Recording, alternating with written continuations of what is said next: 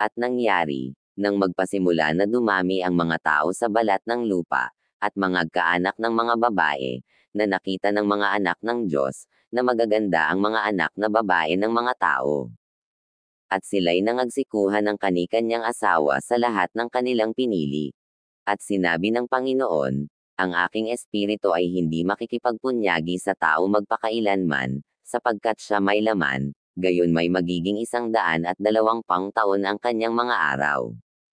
Ang mga higanti ay nasa lupa ng mga araw na yaon, at pagkatapos din naman na makasiping ang mga anak ng Diyos sa mga anak na babae ng tao, at mga kaanak sila sa kanila, ang mga ito rin ang naging makapangyarihan ng unang panahon na mga lalaking bantog.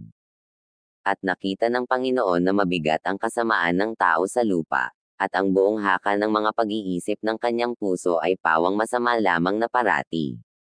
At nagsisi ang Panginoon na kanyang nilalang ang tao sa lupa, at nalumbay sa kanyang puso. At sinabi ng Panginoon, lilipulin ko ang tao na aking nilalang sa ibabaw ng lupa. Ang tao at gayon din ang hayop, at ang mga umuusad at ang mga ibon sa himpapawid. Sapagkat pinagsisisihan ko na aking nilalang sila. Datapwat si Noe ay nakasumpong ng biyaya sa mga mata ng Panginoon. Ito ang mga lahi ni Noe.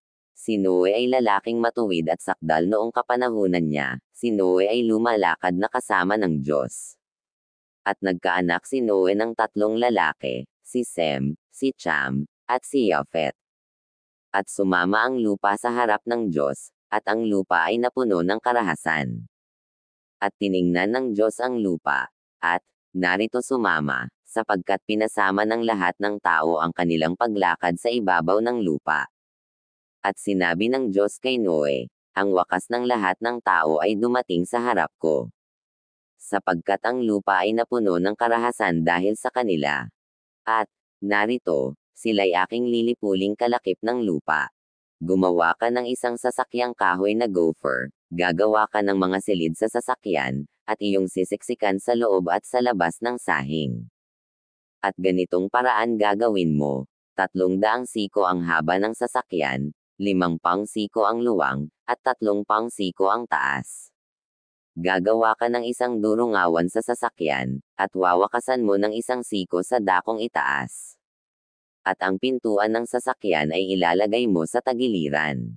Gagawin mong may lapag na lalong mababa, pangalawa at pangatlo. At ako, narito, ako'y magpapadagsa ng isang baha ng tubig sa ibabaw ng lupa, upang lipulin sa silong ng langit ang lahat ng laman na may hininga ng buhay. Ang lahat na nasa lupa ay mamatay. Datapwat pagtitibayin ko ang aking tipan sa iyo. At ikaw ay lululan sa sasakyan, ikaw, at ang iyong mga anak na lalaki, at ang iyong asawa, at ang mga asawa ng iyong mga anak na kasama mo. At sa bawat nanggabubuhay, sa lahat ng laman ay maglululan ka sa loob ng sasakyan ng 2 sa bawat uri upang maingatan silang buhay, na kasama mo. Lalaki at babae ang kinakailangan.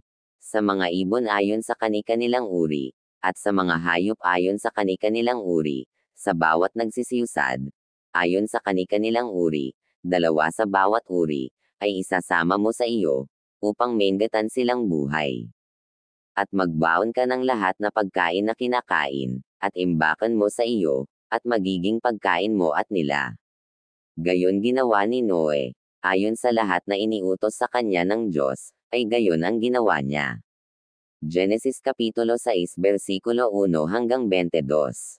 Guys, kung nagustuhan po ang videos nato, bisitahin ninyo ang Telso Llorente channel ko. Pa-like share naman guys.